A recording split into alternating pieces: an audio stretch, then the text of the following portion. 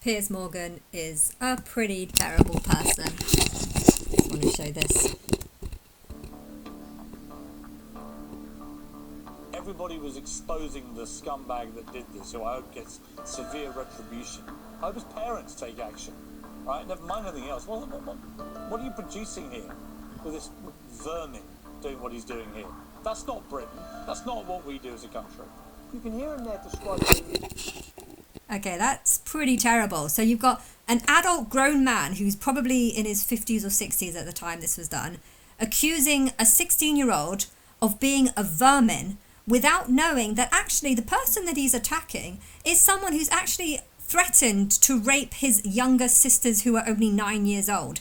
The person who he is attacking is actually someone who beat up someone who was 4 or 5 years younger than him. I think he said 11. Was he 11 whilst he was 14 or something like that? And so he's tried to put him in a headlock in hopes of beating him up, only to find that an older person pushes him off, luckily, and that's how he ended up with a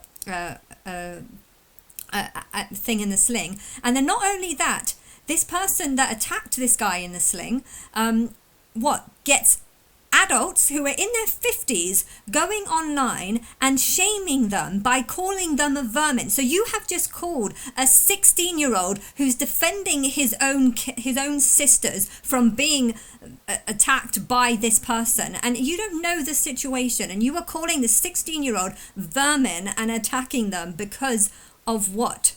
Of something you've heard online. You know, I know that when it comes to hearing stories online, you can hear stories online and you can choose to believe them, and you can say things that are wrong, but you need to acknowledge that maybe actually you're the vermin for attacking a 16-year-old who was only defending his kids, because maybe you don't know the full story. Maybe you don't know both sides of the story. Piers Morgan is a complete wind-up. I do not like him at all. Words are important when you're on a daytime platform and people listen to what you say. What do you do to vermin? You exterminate. You kill it. Lowlife, called him a thug. But worst of all, he demanded severe retribution against this child. At the same time as this, Jeremy Vine was reporting. He didn't tell people the bully's name, although he was finding it hard not to name a child. Instead, he told his followers where they could find that name. Now, this is a direct response of both of your reporting, because when you reported, you can follow the top.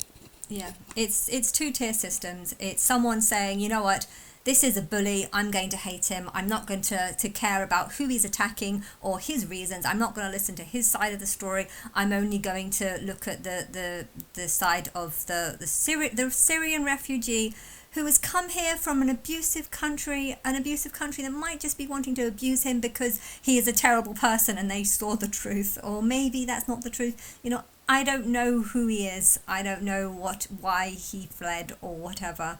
But I do know that it is really wrong for grown adults to attack anyone under the age of 18, because these are children that you are dealing with, and you know what, there are bullies in school, and you shouldn't defend all of them, because some of them do attack people for unfair reasons. But if, however, you are attacking someone, accusing them of being vermin and a terrible person that needs to be exterminated, you know, to do that without even knowing their side of the story.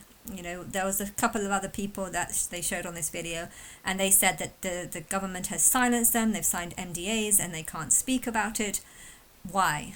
Why can't they speak about it? Why can't they give their side of the story? Good journalism is where you hear all sides of the story.